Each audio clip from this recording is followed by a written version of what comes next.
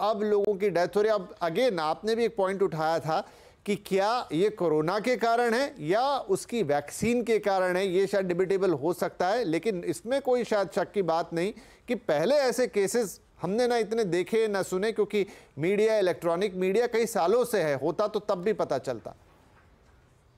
You're absolutely right, Vipin जी। जो ये cases बढ़े हैं, ड्रामेटिकली बढ़े हैं। यंगस्टर्स में sudden cardiac arrest, MIS, clots, इसके केसेस सडनली बढ़े हैं। लेकिन सिर्फ वैक्सीन या Covid, this is a very important question. देखिए, सीआरपी का बढ़ना पोस्ट कोविड बहुत हाई मात्रा में हुआ था, and that shows N inflammatory response which the Covid caused in the body. It is an inflammatory response. जब इन्फ्लामेटरी रिस्पॉन्स होता है, वो इन्फ्लामेशन बॉडी में कहीं भी हो सकती है। और हम लोग उस वक्त रेस्पिरेटरी पे बहुत कॉन्सेंट्रेट करते रहे, बिकॉज हम लंग्स का वो एक्सरे करा रहे थे, सीटी स्कैन करा रहे थे to see what is our score in that CT score है। लेकिन उस वक्त हमने हार्ट के ऊपर, हमें पता ही नहीं था कि हार्ट भी इफेक्ट हो सकता है। लेकिन हार्ट इफेक्ट हुआ, उसके बाद क्लॉटिंग का इंसिडेंस हुआ हाई, टैकिकार्डिया का इंसिडेंस हुआ। I am seeing so many patients with faster heartbeat, with slower heartbeats coming because of COVID, post COVID। जो इन्फ्लामेटरी रिस्पॉन्स उसका हुआ, उसने हार्ट को बड़ी खराब तरीके से इन्वॉल्व किया है।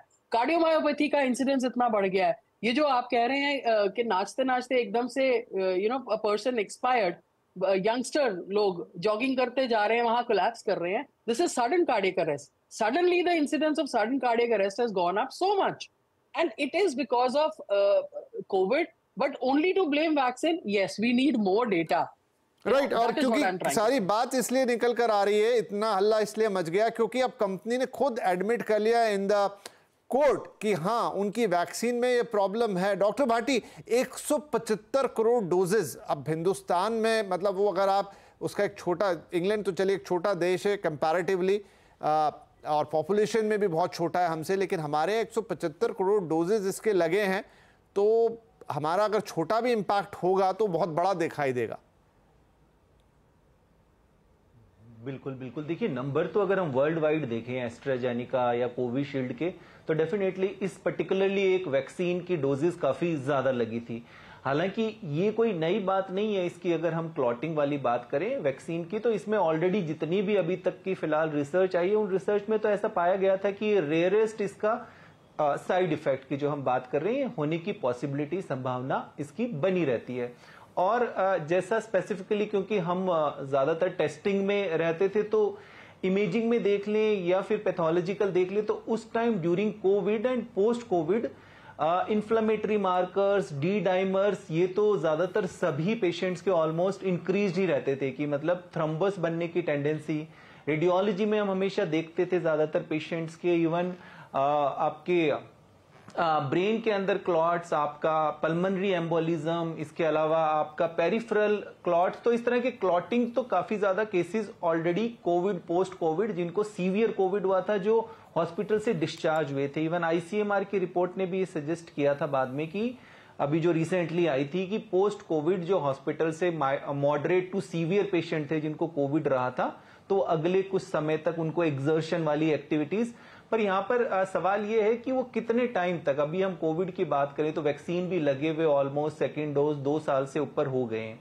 तो एक तो फिलहाल ये है कि पैनिक वाली ऐसी कोई अभी बात नहीं है फिलहाल। अगर वैक्सीन की भी देखिए हम बात करें, कोविशील्ड की भी, तो उसका एफिकेशियस जो स्टडीज रही है, उसकी सेफ्टी स्टडी रही है, वो काफी हद तक चीजें ठीक रही है। उसके बाद ही उसको फाइनल इमरजेंसी अप्रूवल मिला था।